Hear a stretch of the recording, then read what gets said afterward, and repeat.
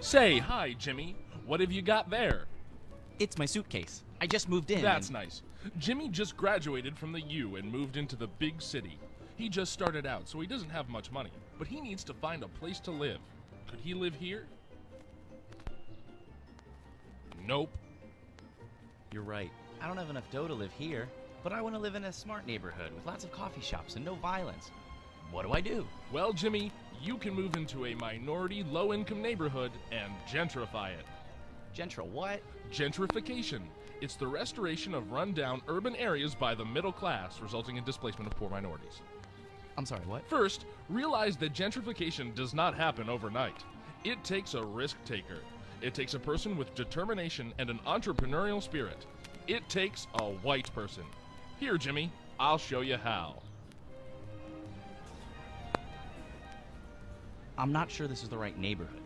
There's a lot of people, of culture here. Well, it might not be the right location, Jimmy. The first step is finding a neighborhood to gentrify. One must look for a neighborhood with low-rent housing, locally owned ethnic shops, and opportunities for cultural enlightenment. But how will I know which one will work? Step 1, Jimmy, is finding a woman who seems to be living in the area. But not just any white woman, a white lesbian woman. They're like vultures to the dying, decaying neighborhoods that are just begging for gentrification. Found a place to live, Jimmy? Yeah? I sure gentrified this apartment. Not good enough, Jimmy.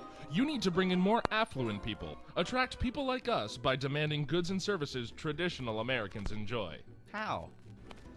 Start demanding more from your local coffee shops. They'll have to adjust to the tastes of the new, whiter neighborhood. Excuse me. I'll have a caramel macchiato, please.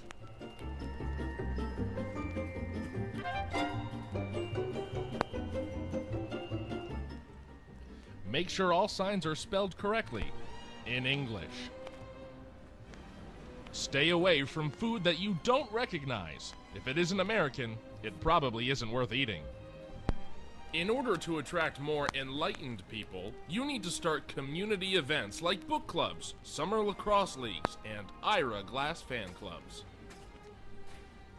Next, start writing about your experience on an ironically titled blog. Make up a name for the neighborhood that can be considered romantic and appealing to upper middle class people. Hey Jimmy, how's that arts festival planning going? Apple and Preston and I are really moving on this thing. Deer Hunter might play. But how is your next door neighbor, the cab driver? Oh, Anwar. You know, he's actually a really great guy. I was talking to him the other day. Yeah, okay. How's Anwar? Oh, he had to move out because he couldn't pay the rent. Don't be sad, Jimmy. He's moved to a place that he can afford. It's simple economics, supply and demand. The invisible hand at its best. Nothing you did wrong, it's just the natural forces that we should all accept as inevitable. Gee, this neighborhood sure looks brighter. It looks cleaner, safer, and more secure. The kind of place everyone would want to live. Not just lesbians, everyone. All the people that matter. All the people that you want to talk to and get to know. Gentrification makes all this possible. It brings a self-respect and a spirit of goodwill towards the entire neighborhood. There is no downside. The rising tide of gentrification lifts all boats. Everyone benefits, everyone wins. Everyone. Market. Cut. Sarah, let's get out of here. Come on.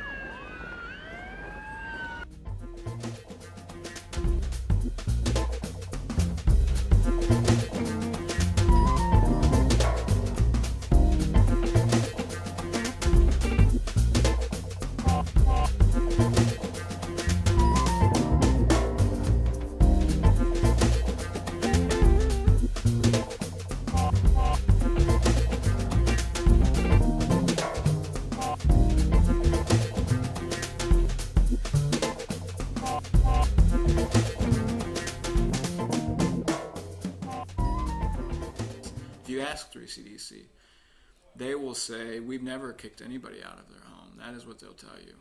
But it's the same age-old story of how gentrification works. Typically, buildings have been owned by kind of mom-and-pop landlords.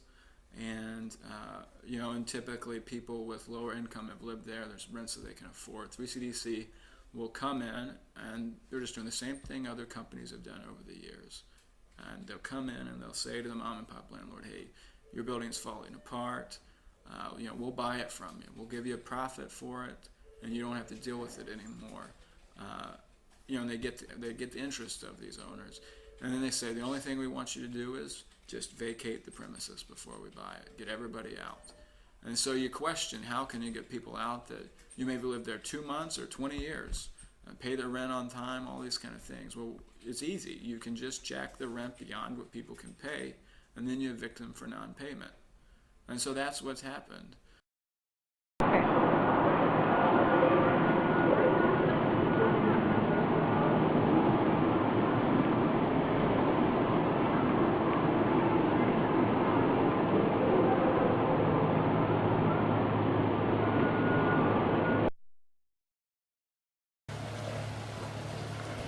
Today the Jordaan is safe from overzealous developers, but the authentic Jordaaners are hard to find. It's one of Amsterdam's trendiest and most desirable residential areas, and with increasing property prices, a good portion of the original population was forced to relocate to newly developed locations outside the city. The leafy canals are now lined with quirky specialty shops, excellent restaurants, designer boutiques and galleries.